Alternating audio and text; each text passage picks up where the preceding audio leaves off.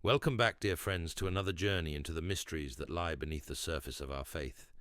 Today, we venture into a sacred space, a space where the visible and invisible worlds meet, where the humble wooden box of the confessional becomes a channel of divine mercy.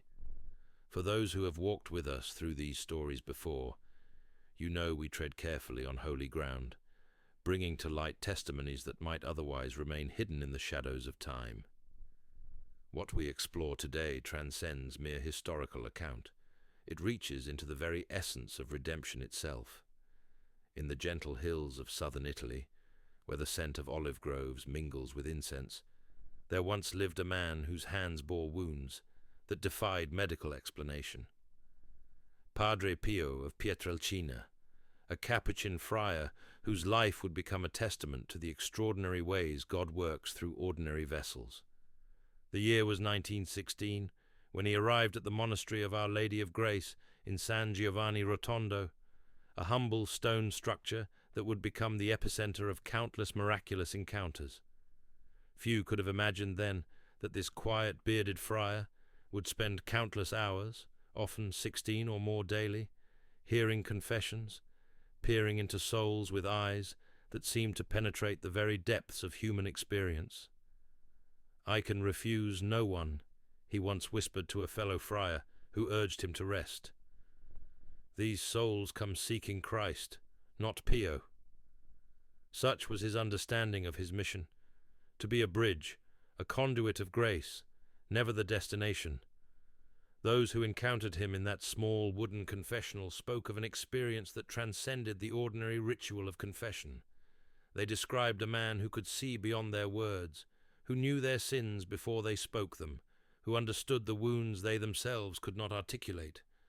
Maria Campanile, a woman from Naples who journeyed to San Giovanni Rotondo in 1947, recounted an experience that would change her life forever. "I had not been to confession in 23 years, she wrote in a letter preserved in the monastery archives. I entered his confessional with no intention of revealing my deepest sin, an abortion I had hidden from everyone, even my husband. Before I could speak a word, Padre Pio gently said, 'That child is with God, my daughter, but you must bring this into the light to be healed.' I was shattered and restored in the same moment. Such accounts fill countless pages of testimony.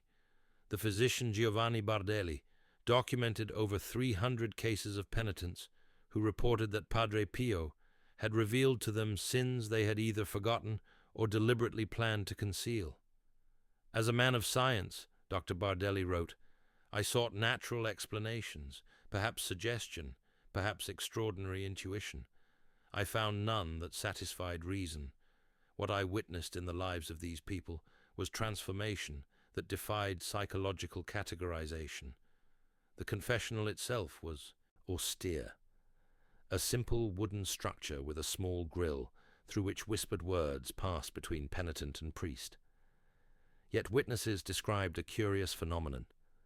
Many reported a subtle fragrance that seemed to emanate from within.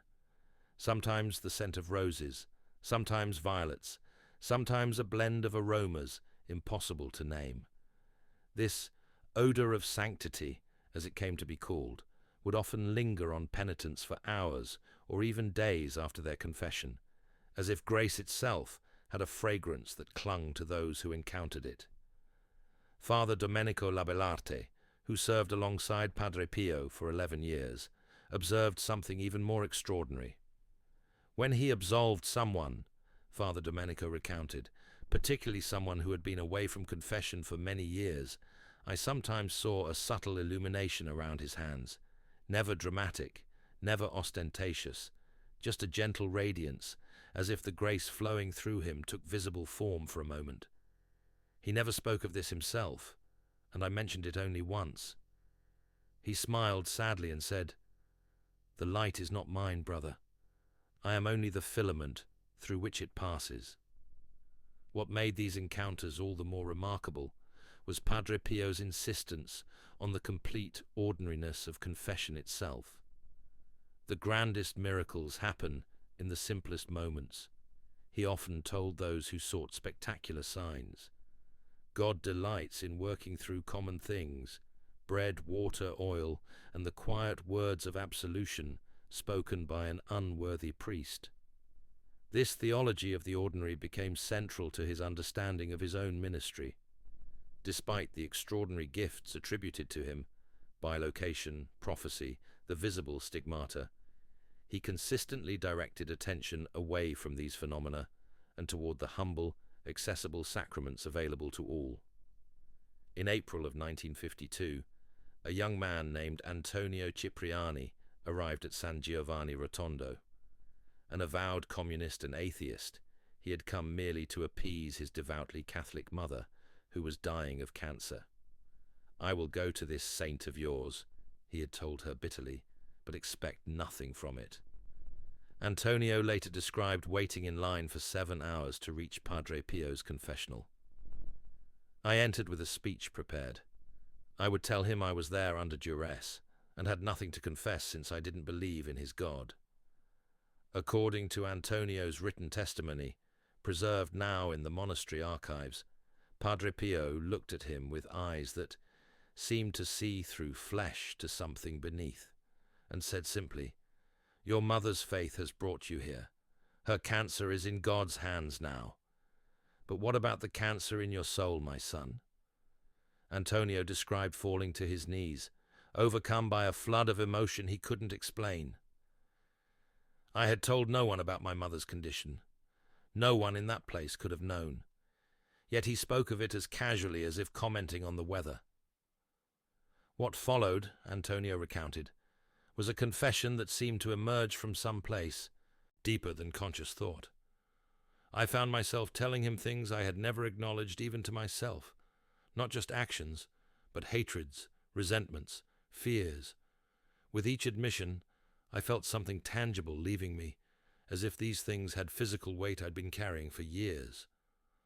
When Padre Pio granted absolution, Antonio described a sensation like cool water flowing from the crown of my head through my entire body.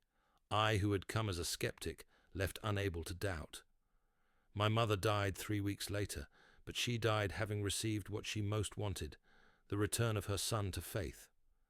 Such testimonies might strain credulity were they isolated incidents, but the consistency of these accounts, coming from people of vastly different backgrounds, education levels, and expectations, presents a challenge to easy dismissal. Professor Giuseppe De Luca, the renowned religious historian who documented many such cases, noted that the most compelling evidence for the extraordinary nature of Padre Pio's ministry and confession is not the spectacular elements some report, but rather the profound moral transformations evident in the lives of those who encountered him there. These were not temporary emotional conversions, but sustained reorientations of life and character. The archives contain the account of Lucia Monteverdi, a wealthy socialite from Milan, who sought out Padre Pio in 1949 after hearing of his reputation. "I approached confession as one might approach an interesting cultural experience," she wrote. "I was spiritually curious, but not particularly troubled by my conscience." When her turn came after a wait of several hours, she entered the confessional and began what she called a sanitized version of her confession. Suddenly he raised his hand and stopped me. "You're performing, daughter, not confessing," he said. "God already knows the truth. Why not simply speak it?" Lucia described what happened next as the unraveling of a carefully constructed facade. For the next 20 minutes, she confessed things she had successfully hidden even from herself: her contempt for those she considered beneath her, her manipulation of others, her fundamental self-absorption. "I had never experienced such complete self-knowledge or such complete acceptance simultaneously," she wrote. "He seemed to hold both my darkness and the possibility of light with the same gentle regard." When she emerged from the confessional, her companions reported that she appeared physically transformed, her face softer, her habitual tension released. "Something fundamental shifted in that wooden box," she wrote years later. I went in as one person and emerged as another, or perhaps more accurately, I emerged as who I truly was beneath all the layers of pretense. What distinguishes these accounts from mere emotional catharsis, according to those who studied Padre Pio's ministry, was the lasting nature of the transformations. Father Alessandro Apollonio, who conducted interviews with hundreds of Padre Pio's penitents for the cause of his canonization, noted that, in true encounters with divine grace, the emotional experience, however powerful, is secondary to the moral reorientation that follows. The test is not how one feels leaving the confessional, but how one lives in the weeks, months, and years that follow. By this measure, the evidence for something extraordinary happening in that simple confessional becomes compelling. Communities reported alcoholics who never drank again after confession with Padre Pio. Marriages healed after decades of dysfunction. Reconciliations between estranged family members who had nurtured bitterness for generations. Grace flows like water, Padre Pio often said. It seeks the lowest places, the humble valleys of the soul, not the proud mountains. Perhaps most remarkable was Padre Pio's insistence that there was nothing unique about the grace available in his confessional. God offers the same mercy through every priest, he told those who waited days to confess specifically to him. The grace does not depend on the vessel.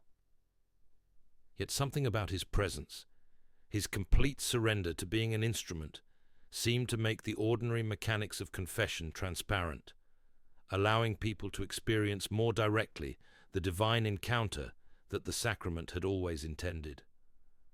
Father Raffaele Lupoli, who lived with Padre Pio for 17 years, observed that he approached each confession as if it were his first and his last. There was nothing routine in his administration of the sacrament. He was fully present to each soul, regardless of whether they had committed what the world would consider great or small sins. For him, the humblest confession, the small failings of a devout soul, was as worthy of his complete attention as the dramatic return of someone who had abandoned faith decades before. This democratization of grace, the insistence that God's mercy flows as abundantly for the seemingly small transgression as for the apparently great one, became a hallmark of Padre Pio's spiritual teaching. There are no small sins when love is infinite, he often reminded penitents, who apologized for taking his time with what they considered minor failings. And there are no unforgivable sins when mercy is boundless. As we draw our exploration to a close, dear friends, we are left with the profound mystery that animated Padre Pio's life and ministry, that in the most ordinary of human encounters, the extraordinary can break through, that in the humblest confession, in the quietest admission of failure, in the simplest words of contrition, grace flows with a power that can transform not just individuals, but families, communities, and generations. Those who walk the pilgrim path to San Giovanni Rotondo today still speak of a palpable presence in that space, as if decades of prayer and countless encounters with mercy have seeped into the very stones. The confessional, where Padre Pio spent so many hours, remains a humble wooden testament to the truth he embodied, that the most profound miracles often happen in the quietest moments, and that grace flows most powerfully through the channel of human humility. Let us carry this wisdom with us as we move through our own lives, remembering that the sacred often hides in the seemingly ordinary, and that transformation often begins in the humblest acknowledgement of our need. Until we meet again to explore another of these hidden mysteries, may you recognize the extraordinary grace that flows through the ordinary moments of your days. For as Padre Pio himself might remind us, we need not travel to distant monasteries to encounter the divine. The same mercy he channeled awaits us all, wherever humble hearts open to receive it.